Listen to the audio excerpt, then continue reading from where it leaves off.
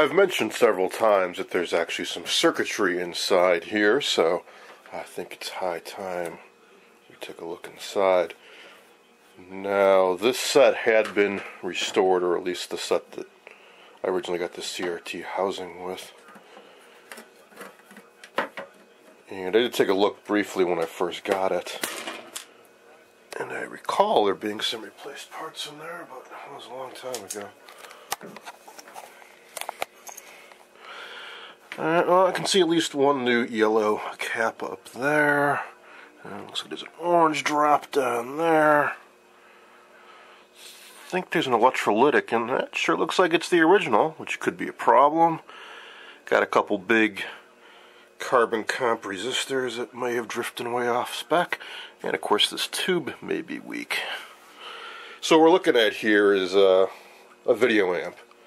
So inside the set, they have to drive this long cable, basically as a coax inside that inside this ribbon cable just for the video.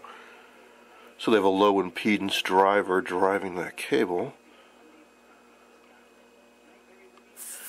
and then it goes to this tube here to amplify it up to the proper levels to drive the CRT. That's this. So here's the coax right here, and that's driven,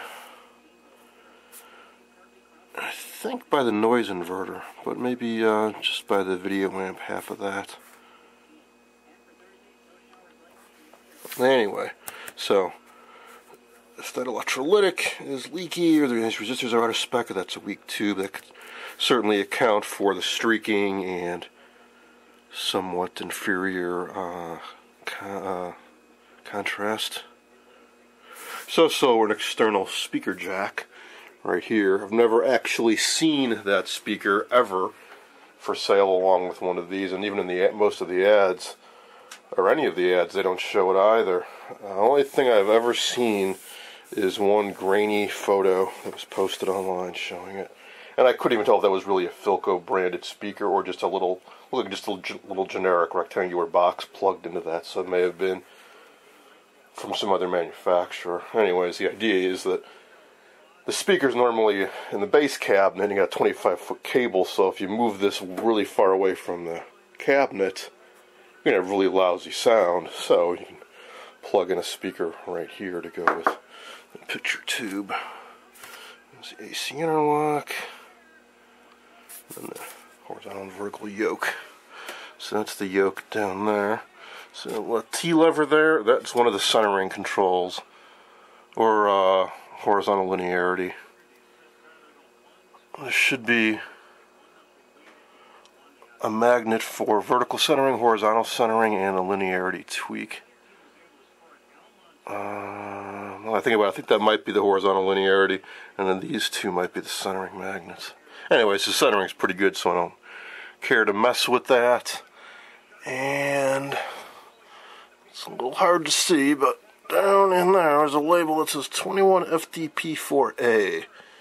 That's what you want to see. That means it's a replacement CRT and not one of the original low filament voltage ones that are prone to failure. So anyways,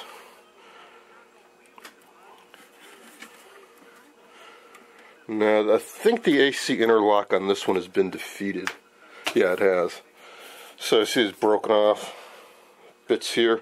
There should have been two posts there, and this would be attached to them. So when you pull that CRT cover off, this would come with it, and the set could not be powered up. So this is just a bar that shorts out these two terminals. That is the AC power interlock. It's this thing they mentioned right down here. So that's what I mentioned before about how the AC power goes all the way through this cable and all the way back just to go through an interlock. So for whatever reason, they deemed it was essential that if somebody took the back cover off, the set wouldn't run. I guess you couldn't poke your fingers in here and get shocked. Now these two things, that's your focus control, electrostatic focus, and I'm not 100% up to speed on how these work, but they just give you two jumpers. One's ground, one's 400 volts. They say use whichever one gives you the best focus. Why you don't get a variable control, I don't know. I saw somebody else asking about this recently, and I don't recall there being a good answer posted in response as to how you could only get good focus at 0 or several hundred volts. What about in between? It does seem odd to me. Now, how do you suppose this board comes out for servicing? I do not want to have to take this entire CRT housing apart, but I fear I just may have to. There are some disassembly instructions in the service notes, so I'll take a look at that.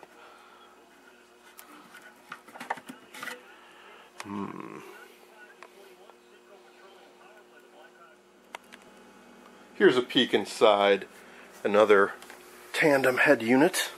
This one is 100% original. It's the one I was testing with earlier. So this still has the AC interlock attached to the inside cover, which has a handy little schematic on it. All original parts in there, I imagine, including the tube, 3CB6 Philco, with a date code of 5847. So these sets were introduced in 1958, so I'm sure this is the original tube.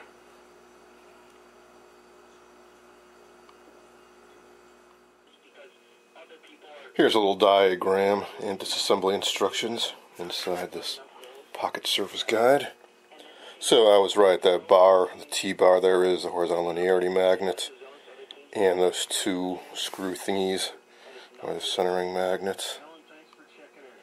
And there's the focus, like I mentioned, and the AC interlock, and the second video amp tube. Unfortunately, they don't mention anything about taking that board out. They just go on to tell you how to disassemble the whole thing, which is not a trivial procedure. What you need to do is to take this ornamental band off, and that's the real bitch, because there's a really high tension spring that's hard to get at under here.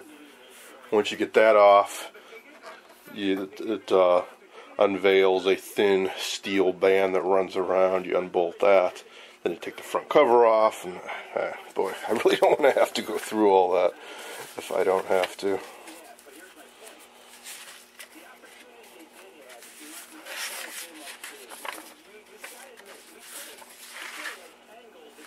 So here they talk about the trim strap spring. That's the thing that's tough to get out. And then there's that metal band. And there's the shell strap screw. That's what you want to get out. That's what lets the whole front cover come off. Or back cover, as the case may be. Well, assuming you can get the plastic cover off, it unveils this. So the base and the support and the CRT actually are all still held together, even with the plastic shell removed by a steel frame that runs around it.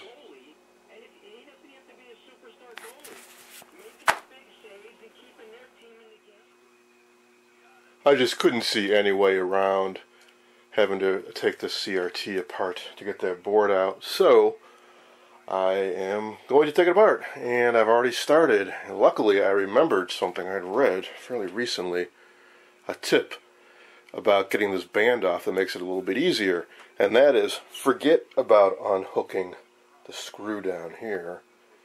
Instead, if you're lucky and there's some slack, try lifting it up and getting it over these protruding bits of plastic and just pop it off with the spring still attached, and that's exactly what I was able to do. So here's the spring down here. You take off this piece of trim, there's a spring inside here with one end sticking out, loop hooks onto the strap.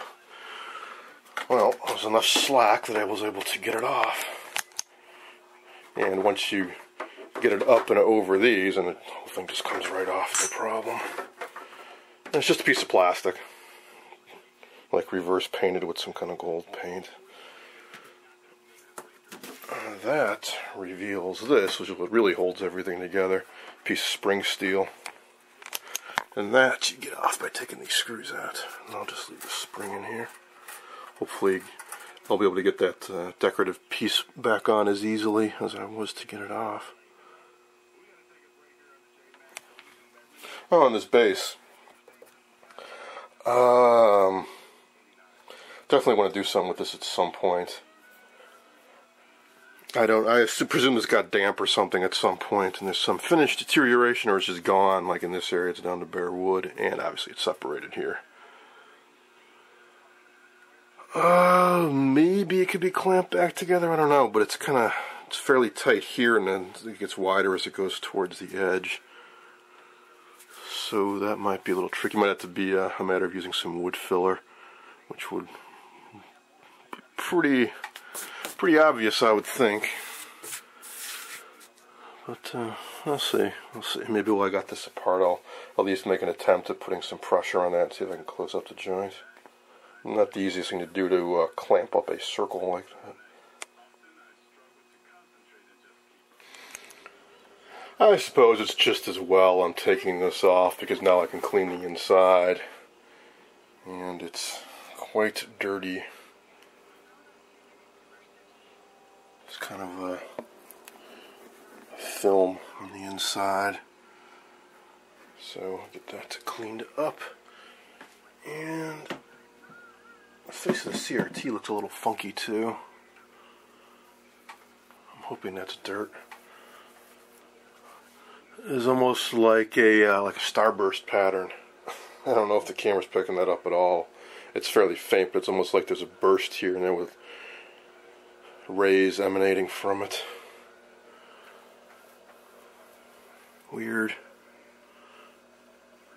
Kind of looks like it's on the inside. I'm not sure what might have caused that, but whatever. The thing works. Alright, so I got the front off. Now I gotta see about how do you get the back off. I think it looks like there's 2 Phillips screws down here you take off. And I'm probably gotta take these bolts off, one on either side. And then, if the pictures are right, the CRT will just be sitting here on the base. There's a strap that holds it in place. The whole thing doesn't fall apart, in other words, which makes this a little bit easier to deal with. Yes, removing those 2 Phillips screws and the bolt on either side does release the back. The handle does stay attached. I suppose if you rotate this at the proper angle, you could take it out. That's sort of notched in there. But I just left it in place. It's not going to be in my way. And here's the inside of that back cover, which is quite dirty. So get that cleaned up. And now finally, I can get that little circuit board. They're not circuit board components.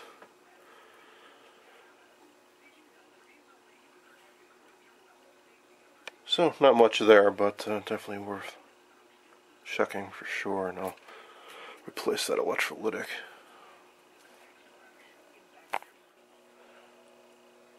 Here's a better look at the back.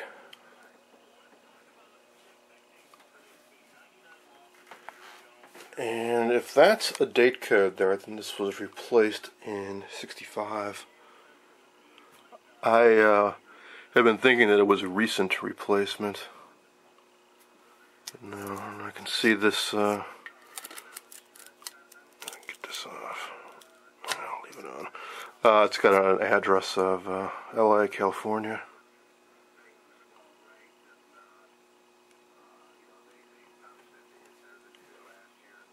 Ground strap doesn't look too good. I think it was sort of held on by a piece of tape which is long since fallen away. Seems like it should be making better contact, kind of more like that.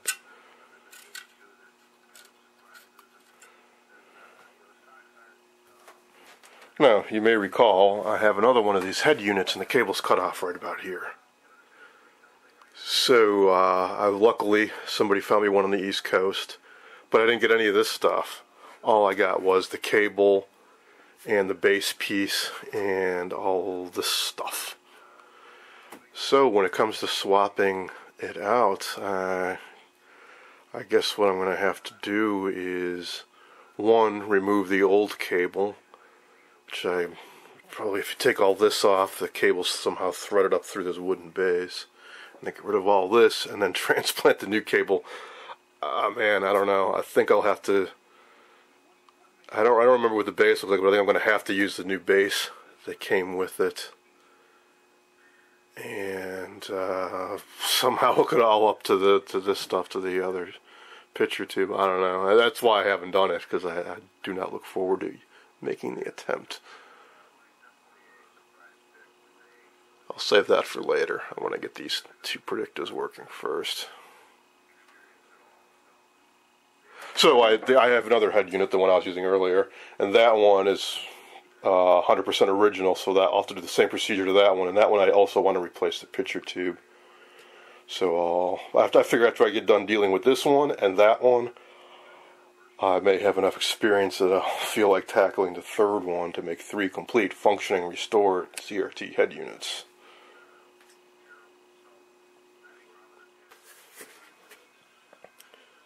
I'm working on cleaning out the inside of the CRT housing now, using some spray 9. Pretty potent stuff, but I'm glad I've got it because I tried just some plain old glass cleaner and it just wasn't getting the job done. Look at all that goo coming off. Nicotine and who knows what else.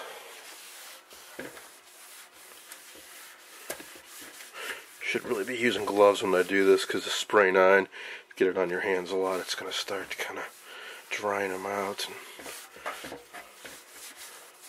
making your skin not so happy. But does a real nice job cleaning this up.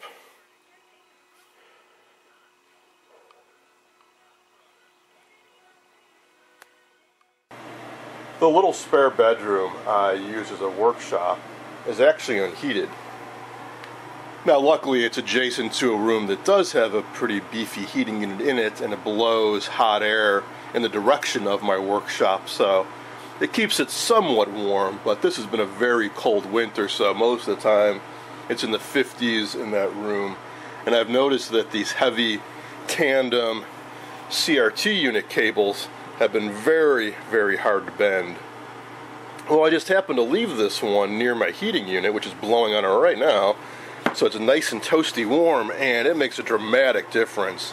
The cable is very, very flexible, like brand new, very easy to manipulate now.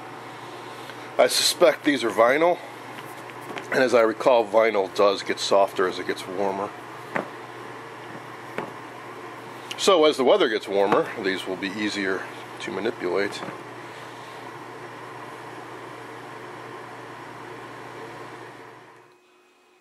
Now here's another head unit in my workshop, and you can see this cable does not want to bend at all.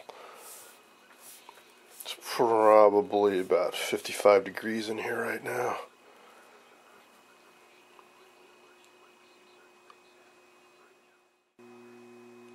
I've been making some good progress polishing up the CRT safety cover with notice number 2. What I wanted to show you though is how much of a tint this adds to the picture. So I'll also try powering this up with this off, and you can see that it's considerably brighter and, well, less greenish looking. I don't know if these got darker over time or this is just how they originally did it. Some CRTs did come with a gray faceplate or a tinted one to reduce glare, but this is a bit extreme. Kind of like the early Hoffman Easy Vision sets where they use green tinted safety glass.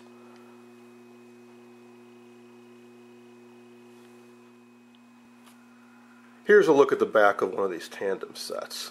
Clearly 117 volts, AC, 60 cycles. No current rating, but there's a wattage, and that sure looks to me like an 8. Could be a 6, but I see an indentation on the left side, so I think that's an 8.